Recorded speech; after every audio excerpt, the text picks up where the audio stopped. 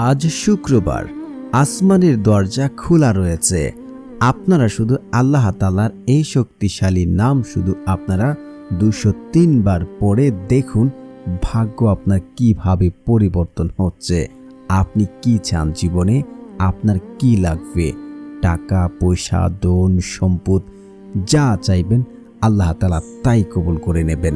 জুমার দিন এমন একটা সময়, এমন একটা ক্ষণ রয়েছে জুমার রাত্রে আল্লাহ তাআলার কাছে যদি আপনি চাইতে পারেন সঠিক নিয়মে, সঠিক পদ্ধতি জেনে, আল্লাহর কসম করে বলছি এইভাবে বহু লোকে ফলাফল পেয়েছে। পূর্বে কিছুই ছিল না, আমি নিজেও আলহামদুলিল্লাহ জুমার রাতে আমল করে ফলাফল পেয়েছি। আপনারা শুধু নিয়মটা ফলো করতে হবে, তারপর আল্লাহ তাআলার কাছে চাইতে হবে। যদি আপনারা টেনে ভিডিও দেখেন তাহলে হয়তো আপনার পয়েন্ট মিস হয়ে যাবে, তাহলে দোয়া কাছে আসবে না। তাই বলছি না টেনে সম্পূর্ণ ভিডিও দেখুন। আর যারা চ্যানেলটি সাবস্ক্রাইব করেননি দয়া করে চ্যানেলটি সাবস্ক্রাইব করে পাশে থাকবেন। আর যারা আজকের এই আমলটি করছেন অবশ্যই একটা লাইক এবং কমেন্টে আমিন লিখুন। প্রিয় বন্ধুরা, আজকের এই আমলটি বহুবার পরীক্ষিত আমল। এত দ্রুত, এত তাড়াতাড়ি আল্লাহ তাআলা তার বান্দাদের ভাগ্য পরিবর্তন করেন যা অবাক হয়ে যাবেন। এক সময় তার কিছুই ছিল না, তার নাম বলতে অনিচ্ছুক। আমি আপনাদেরকে তার সত্য ঘটনাটা বলতে চাচ্ছি।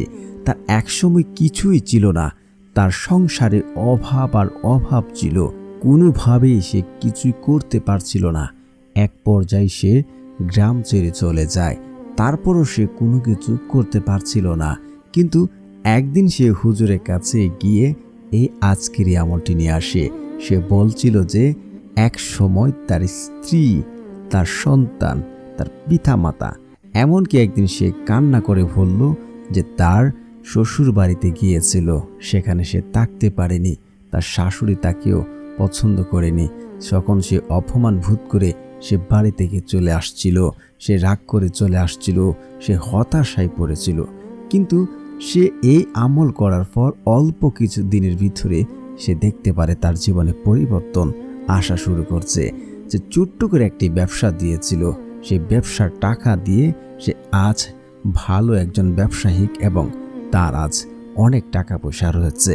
তো এই আমল করার পর সে এখন পর্যন্ত সে এই আজকের আমলটি শুক্রবার আসলে সে আজকের আমলটি ছাড়ে নাই। সে জানে তার জীবনে কতটা একটা বাজে সময় কেটেছে। টাকা না থাকলে পুরুষের কোনো দাম নেই, সে নিজে উপলব্ধি করতে পেরেছে। আজ তাকে সবাই আদর করে, আজ তাকে সবাই ভালোবাসে। পুরুষের টাকা না থাকলে দাম থাকে না। খুবই গুরুত্বপূর্ণ আজকের এই আমলটি। সে বলার সময় অনেকবার কান্না করেছে যে তার জীবনে কেমন গেছে, হয়তো আমি আপনাদেরকে এটা বলে বোঝাতে পারবো না। তো ওই ব্যক্তি যেভাবে আজকের এই আমলটি করেছে, হুজুরের কাছ থেকে নিয়েছে, আমি ঠিক সেভাবে আপনাদেরকে বলতে যাচ্ছি। তো আল্লাহ তাআলা কিন্তু তার বান্দাদেরকে দেওয়ার জন্য বসে থাকেন, কিন্তু আমরাই আল্লাহ তাআলার কাছে চাইতে জানি না। যেহেতু জুমার রাত, আল্লাহ তাআলা কিন্তু নিম্ন আকাশে নেমে আসেন, এসে তার বান্দাদেরকে ডাকতে থাকেন। কার কি লাগবে, কে অভাবী আছে, কে বিপদগ্রস্ত আছে, এইভাবে আল্লাহ তাআলা আমাদেরকে ডাকতে থাকেন। ওই সময় যদি কোনো বান্দা আল্লাহ তাআলাকে ডাকে এবং আল্লাহ তাআলার কাছে চায়, আল্লাহ তাআলা তার চাওয়াকে পূর্ণ করে দেন, যদি তার নিয়ম এবং শর্ত ঠিক থাকে। আপনাকে এখানে মানতে হবে, নিয়ম এবং শর্ত যদি ঠিক থাকে আপনার দোয়া কবুল হবে, আপনার ভাগ্য পরিবর্তন হবে। আল্লাহ তাআলা আপনার ধন সম্পদ বৃদ্ধি করবে, আপনার টাকা পয়সার সমস্যা দূর করে দেবে, আপনার ব্যবসা বাণিজ্য ভালো হয়ে চলবে। আপনাকে শুধু নিয়মটা ফলো করে তারপর আমল করতে হবে। আপনি কল্পনাও করতে পারবেন না যে কিভাবে এত দ্রুত তার ভাগ্য বা আপনার ভাগ্য পরিবর্তন হচ্ছে। দেখুন, হযরত আব্দুল্লাহ ইবনে ওমর রাদিয়াল্লাহু থেকে বর্ণিত 5টি রাত এমন আছে যেগুলোতে দোয়া ফিরিয়ে দেওয়া হয় না। শুক্রবারের রাত, 1 নম্বর হচ্ছে শুক্রবারের রাত্রে, দ্বিতীয়ত হচ্ছে রজব মাসের প্রথম রাত, 3 নম্বর হচ্ছে শবে বরাত বা শাবানের 15তম রাত, 5 নম্বর হচ্ছে ঈদের রাত, ঈদুল ফিতর বা ঈদুল আজহা। বাইহাকি ঈদের ফজিলত, হাদিস নাম্বার 149। শুধু তাই নয়, হযরত ইবনুল আব্বাস রাদিয়াল্লাহু আনহু থেকে বর্ণিত একটি হাদিসে রাসূল সাল্লাল্লাহু আলাইহি ওয়াসাল্লাম বলেন যে শুক্রবারে রাতের শেষ তৃতীয় অংশে সাহস করে উঠে পড়ো, কারণ এটি একটি গুরুত্বপূর্ণ সময় এবং এতে দোয়া কবুল হয়। এটিও সহিহ হাদিস দ্বারা রয়েছে 1190 নম্বর হাদিস। তো প্রিয় বন্ধুরা, আমরা কিন্তু জানতে পেরেছি যে ঈদের ফজিলত যে একটি বাইহাকির 149 তার এই হাদিসগুলো থেকে জানতে পারি যে জুমার রাতে আল্লাহ তাআলা দোয়া কবুল করে থাকেন। এখন কথা হচ্ছে তাহলে শর্তগুলো কি? যা না পালন করলে বা যা করলে আমাদের দোয়া কবুল হবে না, আমাদের ভাগ্য পরিবর্তনের পথে কাটা হয়ে দাঁড়াবে, সেই শর্তগুলো আপনাদেরকে মানতে হবে। এক হচ্ছে আপনাকে 6টা শর্ত মানতে হবে।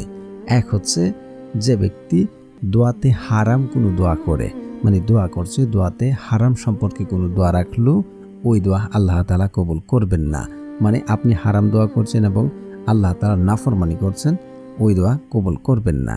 দ্বিতীয়ত হচ্ছে আপনি নামাজ পড়ছেন না, নামাজ না পড়লে তো কোনো কিছুই কাজে আসবে না। তৃতীয়ত হচ্ছে পিতামাতার অবাধ্য সন্তান। 4 নাম্বার হচ্ছে হারাম খাবার খাওয়া।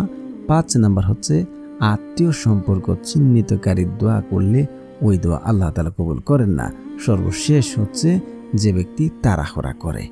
এই ভুলটাই সকলে করে থাকে, তাড়াহুড়া করে ফেলে।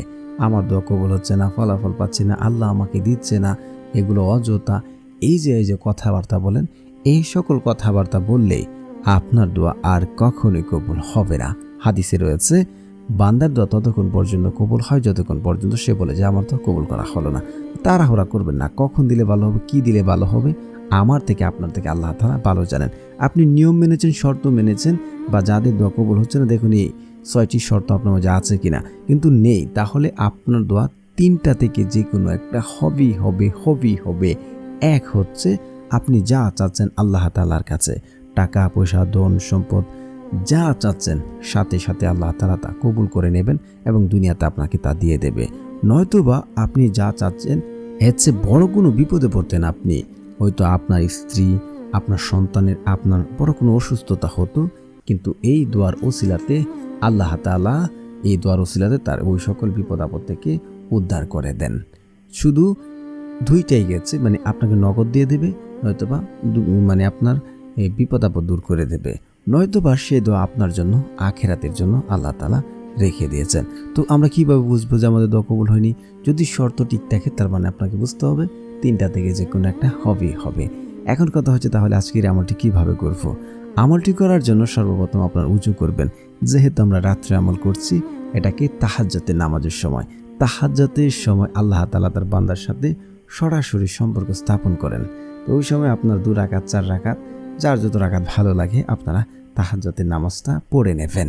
তারপরে হচ্ছে আপনি নিজে সিউরিটি হবেন, বিশ্বাস রাখবেন যে আল্লাহ আমার দোয়া কবুল করবে, আমি ফলাফল পাবো, আল্লাহ তাআলা আমাকে দেবে।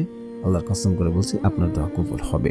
আপনার 2 চোখের পানি ফেলবেন, আপনার 2 চোখের পানি জমিনে পড়ার আগে আপনার দোয়া আল্লাহ তাআলা কবুল করে নেবে।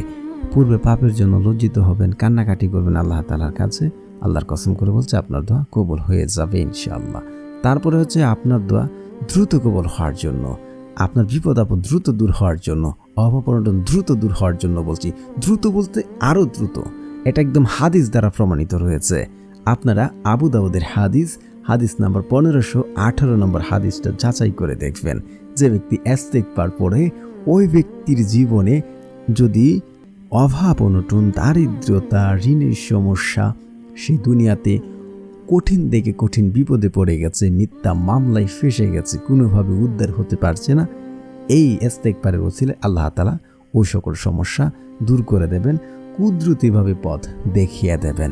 শুধু তাই নয়, তাকে এমন সকল জায়গা থেকে, এমন সকল উৎস থেকে রিজিক দেবেন যা সে কোনোদিন কল্পনা করেনি, সে কোনোদিন চিন্তাও করেনি।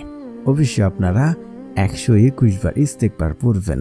আস্তাগফিরুল্লাহ, আস্তাগফিরুল্লাহ, আস্তাগফিরুল্লাহ, আস্তাগফিরুল্লাহ, আস্তাগফিরুল্লাহ পড়বেন না, এখানে উচ্চারণ ভুল রয়েছে, তাহলে কাজে আসবে না।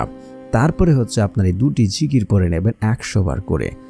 সুবহানাল্লাহ, সুবহানাল্লাহ, সুবহানাল্লাহ। তারপরে হচ্ছে পড়ে নেবেন লা ইলাহা ইল্লাল্লাহ, লা ইলাহা ইল্লাল্লাহ, লা ইলাহা ইল্লাল্লাহ, এ দুটি জিকির 100 বার করে পড়বেন। তারপরে হচ্ছে আপনারা দুরূদ শরীফ পড়বেন, কারণ দুরূদ না পড়লে আপনার দোয়া কবুল হবে না, সেটা আসমানে গিয়ে ঝুলন্ত অবস্থায় থাকে।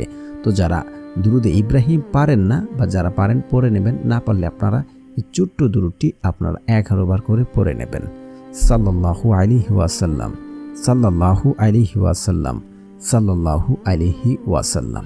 তারপরে হচ্ছে আপনারা একবার আয়াতুল কুরসিটা পড়ে নেবেন।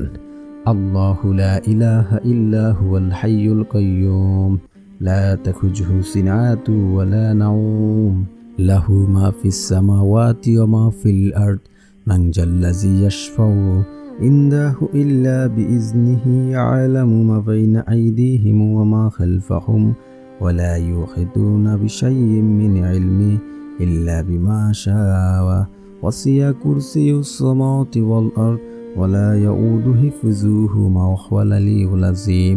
তারপরে হচ্ছে আপনি পড়ে নেবেন সূরা ফাতিহা একবার। বিসমিল্লাহির রহমানির রহিম, আলহামদুলিল্লাহি রাব্বিল আলামিন, আর রহমানির রহিম, মালিকি ইয়াউমিদ্দিন, ইয়্যাকা না'বুদু ওয়া ইয়্যাকা নাস্তাঈন, ইহদিনাস সিরাতাল মুস্তাকিম, সিরাতাল লাযীনা আন'আমতা আলাইহিম গায়রিল মাগদুবি আলাইহিম ওয়ালাদ-দাল্লিন, আমিন। তারপর হচ্ছে আপনার পড়ে নেবেন 3 বার সূরা ইখলাস। বিসমিল্লাহির রহমানির রহিম, কুল হুয়াল্লাহু আহাদ, আল্লাহুস সামাদ, লাম ইয়ালিদ ওয়া লাম ইউলাদ ওয়া লাম ইয়াকুল লাহু কুফুয়ান আহাদ। তারপর হচ্ছে এই নামটি পড়ে নেবেন 203 বার। তো প্রিয় বন্ধুরা, যারা এই চ্যানেলটি সাবস্ক্রাইব করবেন তাদের মনে আশা পূর্ণ হবে ইনশাআল্লাহ। আল্লাহ তাআলা সেই শক্তিশালী নামটি হচ্ছে ইয়া মালিকু, ইয়া মালিকু, ইয়া মালিকু। তারপর 2 হাত তুলে এখিন এবং বিশ্বাস রাখে দোয়াটি করুন, ইনশাআল্লাহ ফলাফল নিজ চোখেই দেখতে পারবেন। তো প্রিয় বন্ধুরা, যারা আমলটি করছেন অবশ্যই কমেন্টে আমিন লিখুন এবং আপনাদের মনের আশা লিখে যান এবং সকলে লিখুন আমিন আমিন। বিশ্বাস রেখে আমলটি করেন, ইনশাআল্লাহ ইনশাআল্লাহ আল্লাহর রহমতে আপনার ভাগ্য পরিবর্তন হবে।